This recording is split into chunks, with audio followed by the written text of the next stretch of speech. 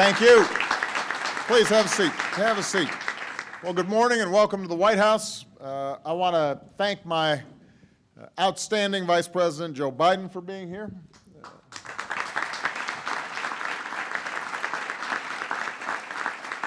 And we are joined by members of both parties in Congress who helped to get this bill to my desk. So I'm very grateful to them. I want to recognize Congresswoman Louise Slaughter and wish her a speedy recovery. She broke her leg yesterday, so she can't be here in person. I think she'll be okay. But she first introduced the Stock Act in 2006. And I know how proud she is to see this bill that she championed finally become law. Lately, I've been talking a lot about the choices facing this country. We can settle for a country that, an economy where a shrinking number of people do exceedingly well while a growing number struggle to get by, or we can build an economy where everybody gets a fair shot, everybody's doing their fair share, and everybody plays by the same set of rules. Now that last part, the idea that everybody plays by the same rules, is one of our most cherished American values. It goes hand in hand with our fundamental belief that hard work should pay off and responsibility should be rewarded. It's the notion that the powerful shouldn't get to create one set of rules for themselves and another set of rules for everybody else. And if we expect that to apply to our biggest corporations and to our most successful citizens, it certainly should apply to our elected officials, especially at a time when there's a deficit of trust between this city and the rest of the country. And that's why in my State of the Union, I asked members of the House and the Senate to send me a bill that bans insider trading by members of Congress, and I said that I would sign it right away. Well, today I am happy to say that legislators from both parties have come together to do just that. The Stock Act makes it clear that if members of Congress use non-public information to gain an unfair advantage in the market, then they are breaking the law.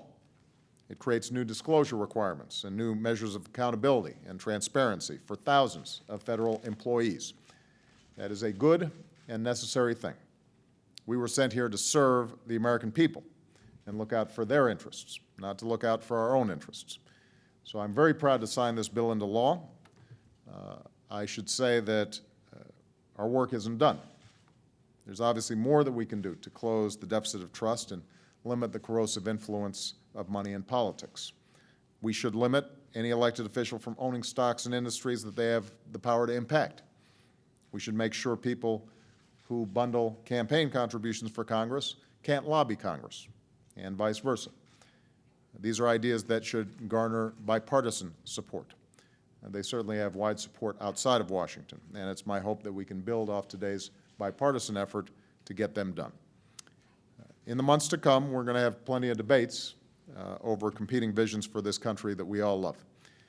Whether or not we invest in the things that we need to keep our country safe and to grow our economy so that it's sustained and lasting, whether or not we'll ask some of our wealthiest Americans to pay their fair share, how we're going to make sure that America remains a land of opportunity and upward mobility for all people who are willing to work.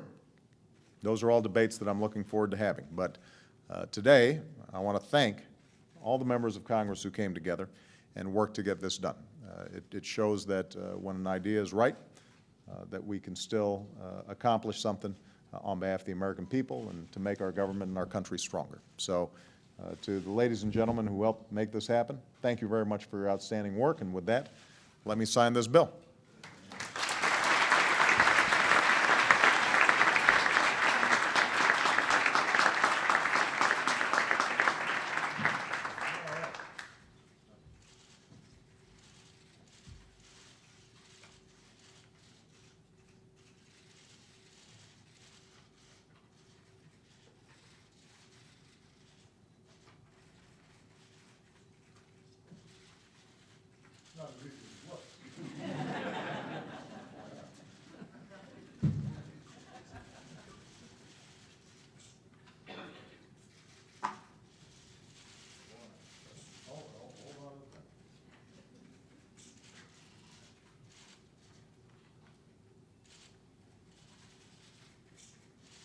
go.